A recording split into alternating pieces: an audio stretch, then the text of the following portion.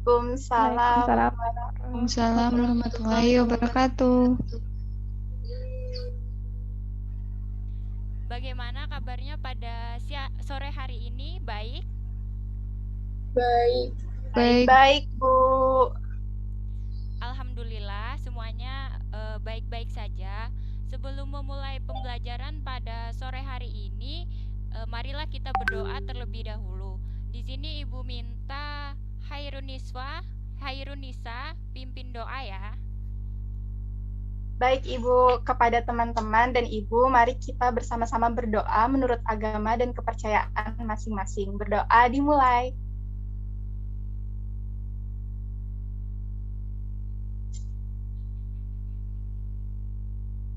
Berdoa selesai. Oke, terima kasih untuk Hairunisa sudah memimpin doanya.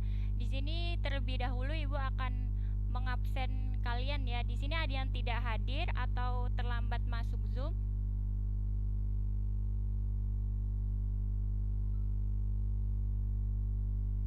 Hadir semua, Ibu. Iya, bagus sekali ya semuanya hadir di dalam Zoom ini.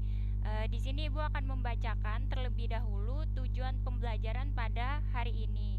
Di mana yang pertama, siswa dapat mengetahui pengertian kepemimpinan. Yang kedua, siswa dapat mengetahui tugas, fungsi, sifat, asas, gaya, dan tipe kepemimpinan. Yang ketiga, siswa dapat mengetahui faktor apa saja yang mempengaruhi kepemimpinan. Yang keempat, siswa dapat mengetahui tata cara pelaksanaan kepemimpinan. Nah, di situ tadi Ibu sudah membacakan tujuan pembelajaran pada hari ini. Ada yang tahu kepemimpinan itu apa sih? Yang mau menjawab, dipersilahkan untuk open mic. Jangan lupa sebutkan nama kalian ya. Saya, Bu. Silahkan, Kak Fauziah Safara. Ya, perkenalkan saya Fauzia Safara. Kepemimpinan itu adalah proses mempengaruhi, memberi contoh, atau memberi keteladanan oleh pemimpin kepada pengikutnya dalam upaya mencapai tujuan organisasi. Terima kasih, Bu. Iya, bagus sekali ya jawaban dari Kak Fauzia Safara. Mungkin ada lagi yang ingin menambahkan mengenai kepemimpinan? Ya, Bu, izin menambahkan. Untuk kepemimpinan itu adalah proses dari orang atau individunya, sedangkan pemimpin adalah orang yang menjalankan kepemimpinan tersebut.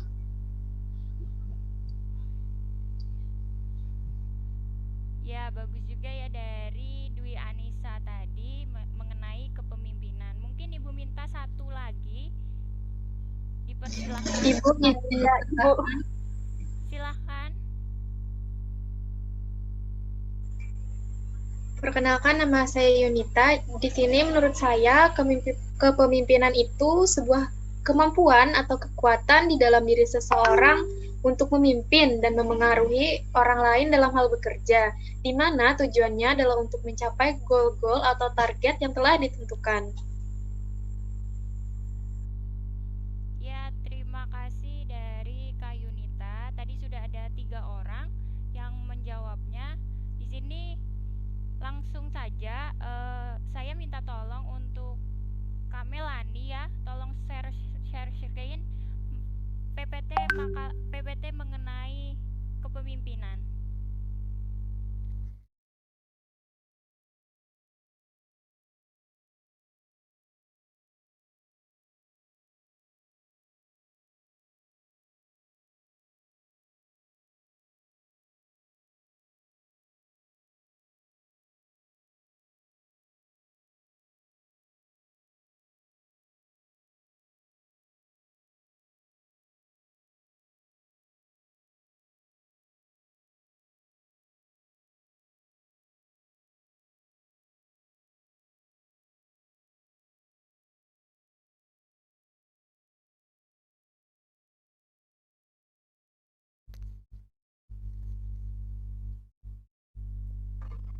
Apakah sudah terlihat?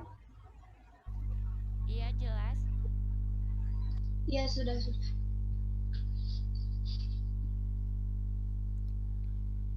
Jadi materi kita pada hari ini adalah kepemimpinan.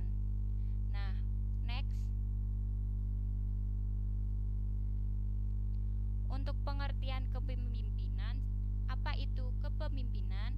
Kepemimpinan itu adalah proses mempengaruhi, memberikan contoh atau memberi keteladanan oleh pemimpin kepada pengikutnya dalam upaya mencapai tujuan organisasi. Di sini ada istilah pemimpin. Ada yang tahu perbedaan kepemimpinan dan juga pemimpin apa? Nah, yang mau menjawab silakan, jangan lupa sebutkan namanya ya. Izin menjawab, Ibu. Silahkan. Baik, terima kasih kepada Ibu yang telah memberikan waktu dan kesempatannya. Perkenalkan, nama saya Normawati Rahmah. Di sini saya akan menyebutkan apa sih perbedaan antara kepemimpinan dan pemimpin itu. Jadi, perbedaan antara kepemimpinan dan pemimpin adalah menurut Keting di sini kepemimpinan itu adalah merupakan suatu proses atau sekelompok orang untuk mencapai suatu tujuan. Sedangkan yang dimaksud dengan pemimpin pada hakikatnya ini adalah seorang yang mempunyai kemampuan untuk mempengaruhi perilaku orang lain di dalam kerjanya dengan menggunakan kekuasaan. Mungkin itu saja jawaban dari saya. Terima kasih. Terima kasih atas jawabannya dari Kak Normawati Rohmah. Di sini Ibu minta satu lagi ya, untuk yang mau menjawab mengenai apa sih itu kepemimpinan, perbedaan antara pemimpin dan juga kepemimpinan. Ya, Bu, izin menjawab. Ya, silahkan. Ya, nama saya Dwi Anissa. Di sini saya ingin menjawab apa perbedaan kepemimpinan dan pemimpin itu. Kepemimpinan itu adalah proses dari orang atau individu, sedangkan pemimpin itu adalah orangnya atau individunya. Terima kasih. Ya, itu tadi bagus sekali ya jawaban dari Kak Normawati dan juga Kak Dewi Anissa. Secara singkatnya, pemimpin itu adalah individu atau manusia seperti kita yang bisa disebut dengan pemimpin. Sedangkan kepemimpinan itu adalah sifat yang dimiliki oleh pemimpin tersebut. Next ya, untuk yang kedua, tugas kepemimpinan.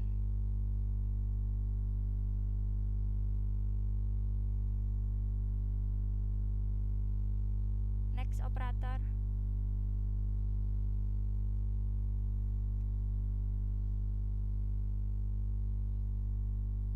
Nah, yang kedua di sini ada tugas kepemimpinan. Di PPT tersebut ada tertera 6 tugas kepemimpinan. Siapa yang bisa menjelaskan dari ke-6 tugas kepemimpinan tersebut? Yang mau dipersilahkan ya. Ibu izin menjawab, Ibu. Ya, silahkan.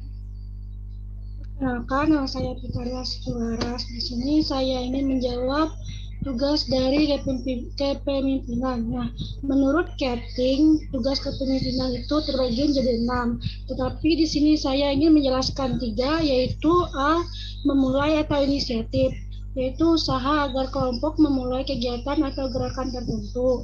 B, mengatur atau regulasi, yaitu tindakan untuk mengatur arah kegiatan kelompok. Dan C, memberitahu atau informasi, yaitu kegiatan memberi informasi, data, fakta, pendapat yang diperlukan. Sekian Bu jawaban dari saya. Terima kasih. Ya, terima kasih juga untuk penjelasannya dari Kak Vitaria. Di sini Ibu minta satu lagi ya. Selanjutnya ada mendukung atau supporting, yaitu usaha untuk menerima gagasan, pendapat, usul dari bawah dan menyempurnakan dengan menambah atau mengurangi untuk digunakan dalam rangka penyelesaian tugas bersama. Selanjutnya ada menilai atau evaluasi, yaitu tindakan untuk menguji gagasan yang muncul atau cara kerja yang diambil dengan menunjukkan konsekuensinya dan untung ruginya. Yang terakhir, menyimpulkan atau summarizing, yaitu kegiatan untuk mengumpulkan dan merumuskan gagasan, pendapat, dan usul muncul, menyingkat lalu menyimpulkannya sebagai landasan untuk memikirkan lebih lanjut. Itu saja jawaban dari saya. Terima kasih.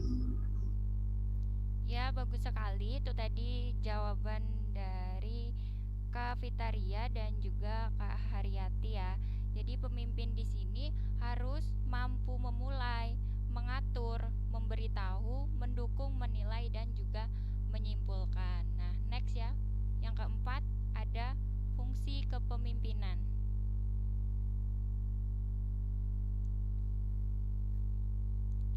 Next.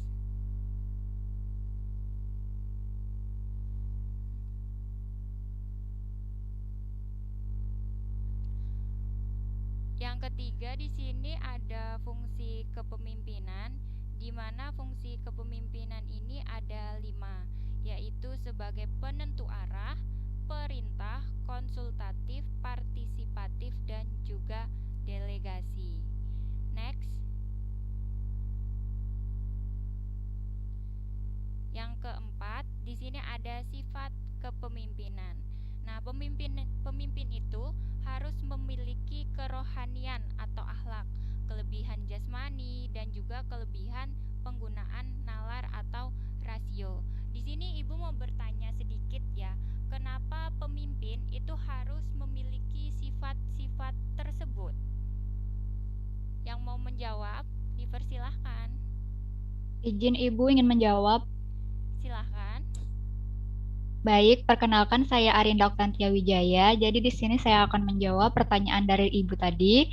Jadi seorang pemimpin itu wajib memiliki akhlak dan moral karena itu merupakan fondasi utama dalam diri pemimpin yang akan mencerminkan perilaku terpuji dan pasti akan dicontoh oleh masyarakat. Jika perilaku dan akhlaknya baik, maka dapat dipastikan ia adalah seorang pemimpin yang dapat menghormati sesama serta jujur dan disiplin. Mungkin itu saja yang dapat. Ya, terima kasih ya jawaban dari Kak Arinda tadi, bagus sekali. Di sini Ibu minta satu jawaban lagi. Izin Ibu. Iya, silahkan.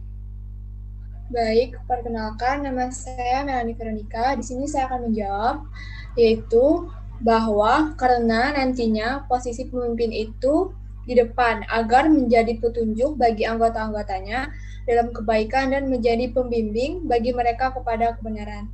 Sekian jawaban dari saya. Terima kasih. Ya, terima kasih atas jawabannya dari Kak Melanie Veronica. Bagus sekali ya jawaban dari keduanya tadi yang dikatakan oleh Kak Arinda dan juga Kak Melanie Veronica tadi benar. Nah, next operator.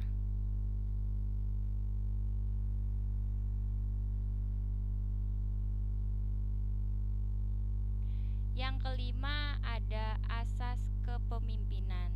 Nah, di sini ada asas ketuhanan yang Maha Esa, ada asas Inga Ngarso Suntulodo, ada asas Inga Madya Mangun Karso, Tutwuri Handayani Waspodo Purbowaseso, Prasja Setya Ambek Paramo Arta Hemat, sifat terbuka, perwarisan atau ahli generasi. Nah, tadi yang Ibu sebutkan itu adalah asas dari kepemimpinan. Ada yang mau ditanyakan tentang asas kepemimpinan ini? Silakan, tadi sudah ada Ibu beberapa sebutkan. Izin bertanya, Bu. Ya, silahkan. Bu, apa yang dimaksud dengan asas ketuhanan yang Maha Esa? Nah, bagus sekali ya pertanyaannya, apa yang dimaksud dengan asas ketuhanan yang Maha Esa. Jadi, untuk asas ketuhanan yang Maha Esa ini adalah artinya di mana asas ini memberikan pedoman bagi pemimpin agar menghormati kebebasan beragama dan menjalankan ibadah sesuai agama dan kepercayaan masing-masing. Nah, bagaimana Kak Yunita? Apakah sudah jelas jawaban dari Ibu? Sudah jelas, Ibu. Terima kasih. Apakah ada yang ingin ditanyakan lagi mengenai asas kepemimpinan? Izin bertanya, Ibu. Iya, silahkan. Bu, apa yang dimaksud dengan asas Inga Ngarso Sontolodo, Ing Madya Mangun Karso, dan Tuturi Handayani? Iya, bagus sekali ya pertanyaannya dari Fauziah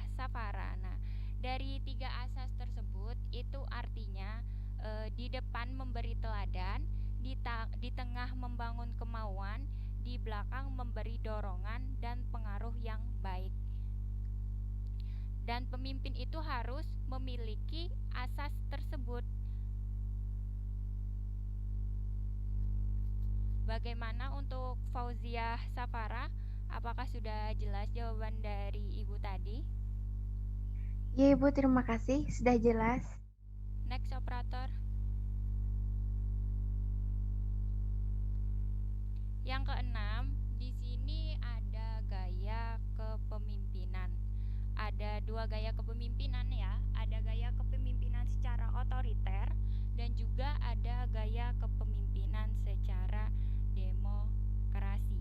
Nah, gaya kepemimpinan otoriter ini biasanya dipandang sebagai gaya yang didasarkan atas kekuasaan posisi dan penggunaan otoritas dalam melaksanakan tugas-tugasnya sebagai pemimpin.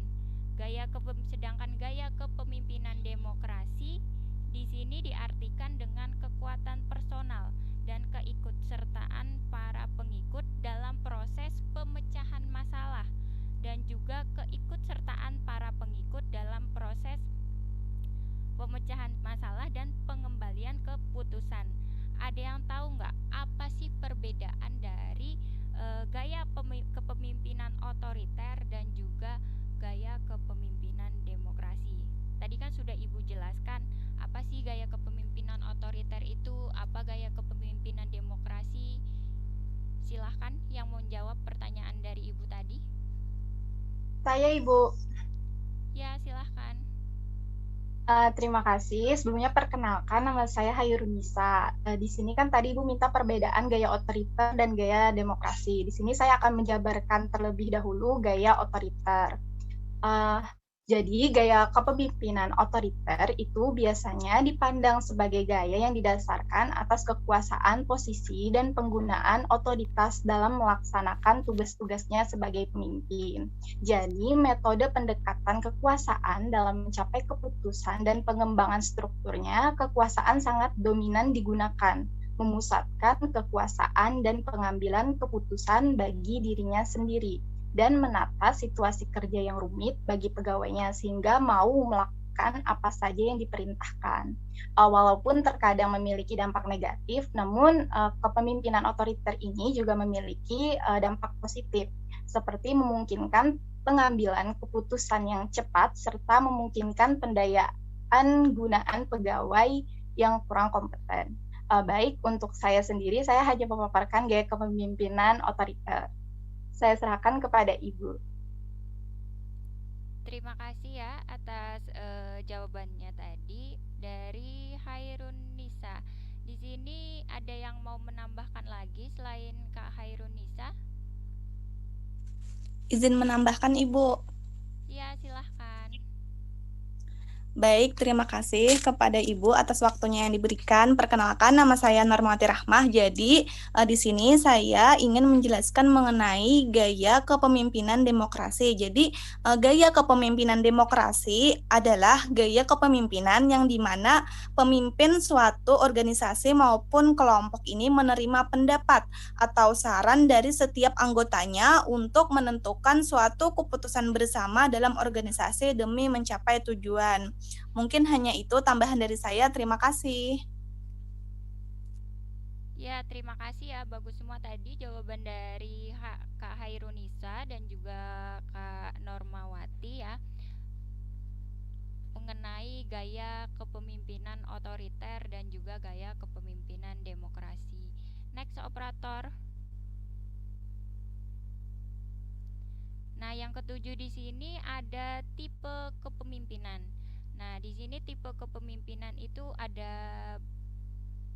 beberapa ya. Di sini Ibu akan menyebutkan. Yang pertama ada tipe kepemimpinan pribadi atau personal leadership, kepemimpinan non-pribadi atau non-personal leadership, kepemimpinan otoriter atau authoritarian leadership.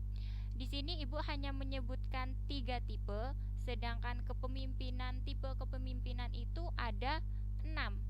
Nah, kira-kira ada yang mau menyebutkan nggak sisa dari tipe kepemimpinan? Karena Ibu tadi hanya menyebutkan 3 tipe saja.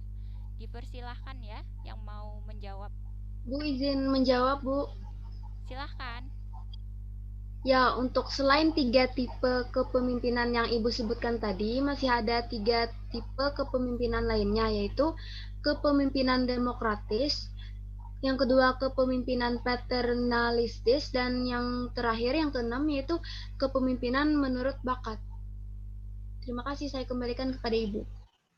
Ya, apa yang dikatakan Kak Dewi Anissa tadi itu benar ya. Jadi selain 3 tipe kepemimpinan yang saya sebutkan masih ada 3 kepemimpinan lagi, yaitu kepemimpinan demokratis, kepemimpinan paternalistis, dan kepemimpinan menurut bakat. Lanjut, ada faktor yang mempengaruhi kepemimpinan. Nah, faktor yang mempengaruhi kepemimpinan di sini yaitu ada kepribadian, personality, pengalaman masa lalu, dan harapan pemimpin. Hal ini mencakup nilai-nilai latar belakang, harapan dan perilaku atasan, karakteristik, harapan dan perilaku bawahan mempengaruhi terhadap apa gaya kepemimpinan, kebutuhan tugas, dan juga setiap tugas bawahan juga akan mempengaruhi gaya pemimpin. Iklim dan kebijakan organisasi mempengaruhi harapan dan perilaku bawahan, harapan dan perilaku rekan organisasi. Itu tadi faktor yang mempengaruhi kepemimpinan. Nah, next operator. Yang selanjutnya ada pelaksanaan kepemimpinan. Kepemimpinan ini dalam sebuah gerakan pramuka, penerapannya berdasarkan sistem Among atau kepemimpinan Pamong, yaitu ing ngangarso suntulodo, ing madya mangun karso, tutwuri handayani. Nah, 3 asas tersebut kan tadi sudah Ibu sebutkan dan juga sudah Ibu jelaskan. Nah, ada yang ingat arti dari 3 asas tersebut? Silahkan yang ingin menjawab. Ibu jangan jawab, Ibu. Ya, silahkan. Ing ngarso suntulodo artinya di depan memberi teladan, dan ing madya mangun karso artinya di tengah membangun kemauan. Sekian, terima kasih. Iya, bagus sekali ya jawabannya tadi yang sudah Ibu jelaskan ya. Di sini Ibu minta satu lagi, ada yang masih ingat mengenai 3 asas tersebut artinya apa? Izin menjawab, Ibu. Ya, silahkan. Perkenalkan, nama saya Riyati. Di sini saya akan menjawab arti dari tuturi handayani, yaitu pemimpin harus mampu mendorong orang-orang yang diasuhnya berani berjalan di depan dan sanggup bertanggung jawab. Sekian jawaban dari saya kembalikan ke Ibu. Terima kasih. Iya, bagus semua jawabannya ya. Sedikit mengulang seperti yang saya katakan di materi sebelumnya, yaitu dari arti 3 asas tersebut adalah di depan memberi teladan, di tengah membangun kemauan, di belakang memberi dorongan dan pengaruh yang baik. Next operator. Materi yang terakhir itu ada mengenal lingkungan. Yang terakhir ini di mana sebagai seorang pemimpin harus mengenal perubahan lingkungan, baik lingkungan masyarakat ataupun lingkungan dalam kehidupan. Nah, sebagai pemimpin suatu organisasi kita perlu memperhatikan lingkungan masyarakat sekitar. Nah, menurut pendapat kalian nih, kenapa seorang pemimpin harus mengenali lingkungannya?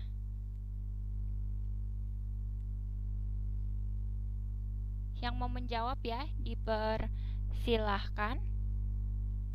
Izin menjawab, Ibu. Iya, silahkan. Ya, jadi kenapa seorang pemimpin harus mengenal lingkungan? Jadi sebagai pemimpin yang bijaksana, maka haruslah memiliki kepekaan terhadap lingkungan di sekitarnya, kepedulian kepedulian pemimpin terhadap lingkungan sekitar bukan saja hanya terlihat dari karakter pemimpin, melainkan cara pemimpin dalam memperlakukan dalam setiap kegiatan yang dilakukan oleh masyarakat tersebut. Mungkin itu saja yang dapat saya jawab. Terima kasih, Ibu. Terima kasih ya, bagus sekali pendapatnya tadi. Mungkin satu lagi ya yang ingin menambahkan mengenai apa sih pendapat kalian kenapa pemimpin itu harus mengenali lingkungan? Izin Ibu, izin menjawab. Ya, silahkan Kak Melani. Baik, menurut saya di sini karena jika kita tidak mengenal lingkungan sekitar, pasti kita akan mengalami kesusahan, akan bingung untuk melakukan sesuatu jika memutuskan suatu perkara sendiri. Sekian jawaban dari saya. Terima kasih, Bu. Ya, terima kasih atas pendapat kalian tadi ya, bagus-bagus semua. Ya, itu tadi ya materi kita pada hari ini, yaitu mengenai kepemimpinan. Sepertinya pembelajaran pada hari ini sudah berakhir. Saya ucapkan terima kasih kepada anak-anak yang sudah menyimak dan juga aktif dalam pembelajaran pada sore hari ini. Saya akhiri. Wassalamualaikum warahmatullahi wabarakatuh. Waalaikumsalam warahmatullahi wabarakatuh.